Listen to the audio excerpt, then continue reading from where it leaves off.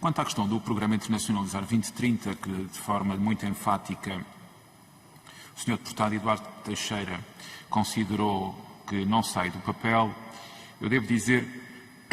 peço desculpa, que estive aqui com a Comissão de Negócios Estrangeiros e com a Comissão de Economia no dia 7 de outubro, que apresentei o programa, que foram suscitadas questões, que me foram pedidos documentos em particular pedidos pelo Sr. Deputado Bruno Dias do Partido Comunista Português, e que esses documentos, entretanto, foram enviados e que eu, num processo que o Governo entende que deve ser participado e auscultado, naturalmente pedi aos senhores deputados e às bancadas parlamentares, quando entendessem e da forma que entendessem, que fizessem as propostas e os contributos que considerassem pertinentes. Naturalmente esse processo não está fechado e, portanto, este é um desejo que mantemos, o de ter o vosso contributo. Naturalmente, como teremos o contributo dos parceiros do Conselho Estratégico para a Internacionalização da Economia Portuguesa, até que o documento seja fechado. Devo dizer, contudo, que quando sublinham que não sai do papel, eu devo dizer que será seguramente por alguma falta de atenção, porque algumas das propostas que foram consideradas urgentes para a resposta à pandemia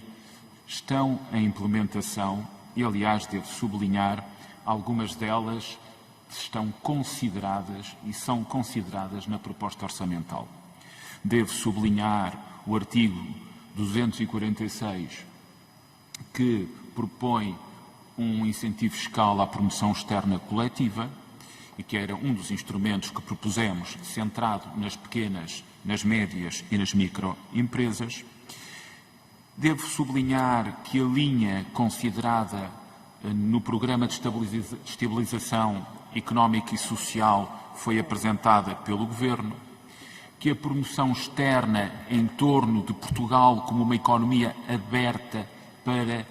o comércio e para o investimento é uma promoção externa coordenada pela AICEP que está em implementação. E devo dizer também que nos aspectos fitossanitários temos vindo a avançar e já irei sublinhar dentro de pouco um caso muito particular da região autónoma dos Açores, que desde o ponto de vista dos aspectos tarifários e das questões em torno da relação entre a União Europeia e os Estados Unidos da América, em particular no quadro da OMC, em torno do conhecido conflito entre a Airbus e a Boeing, que tem levado a alguns impactos também em produtos portugueses, temos continuado a gerir esse processo de forma, devo dizer, com bastante sucesso e com bons resultados,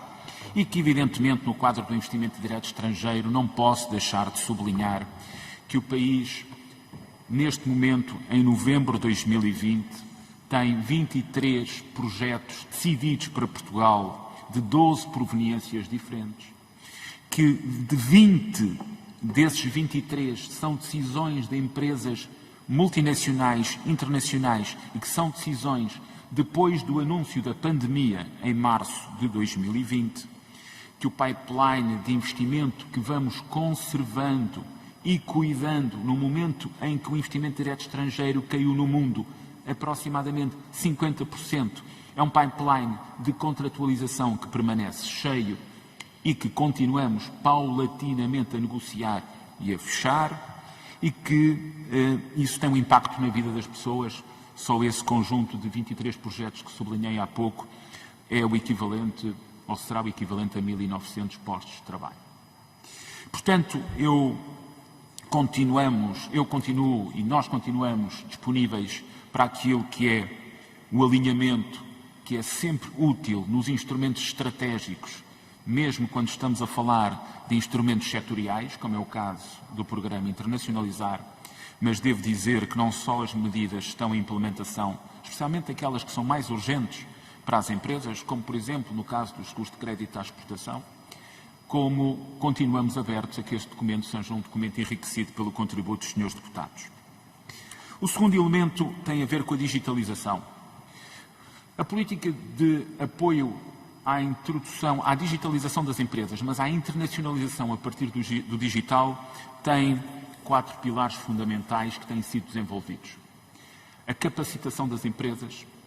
a alocação de recursos financeiros, de incentivo financeiro a essa digitalização, a intermediação com as principais plataformas de e-commerce do mundo e um 4º pilar que tem a ver com a digitalização dos serviços da própria agência pública responsável pelas políticas públicas de internacionalização. Quer na capacitação, quer nos recursos financeiros, quer no acesso a plataformas, como sublinhava a senhora deputada, Amazon, Alibaba, Jumia, Otogrupo, JD.com, em todas elas já intermediamos, a Agência de Investimento e Comércio Externo de Portugal, entenda-se, a aproximação de empresas, de pequenas e médias empresas, ao e-commerce. E não é por acaso, senhores deputados, que eu gostaria de sublinhar hoje que as exportações de bens do nosso país, neste momento tão difícil, as exportações de bens em setembro de 2020, quando comparamos com setembro de 2019, decresceram 0,4% face ao período homólogo, e se excluirmos os combustíveis, as exportações de bens do país subiram 0,2% comparando com setembro de 2019. E claro que temos um lastro muito difícil do confinamento, mas a resiliência do setor exportador e o apoio que foi possível prestar neste quadro surtiu efeito, porque assim que houve alguma normalização da vida dos cidadãos, o setor exportador foi capaz de responder. Este é um elemento de esperança e é um elemento também que nos vai dizendo que as políticas públicas no quadro da internacionalização e do apoio ao setor exportador, apesar de tudo e das dificuldades que vamos sentindo, vão surtindo o seu efeito.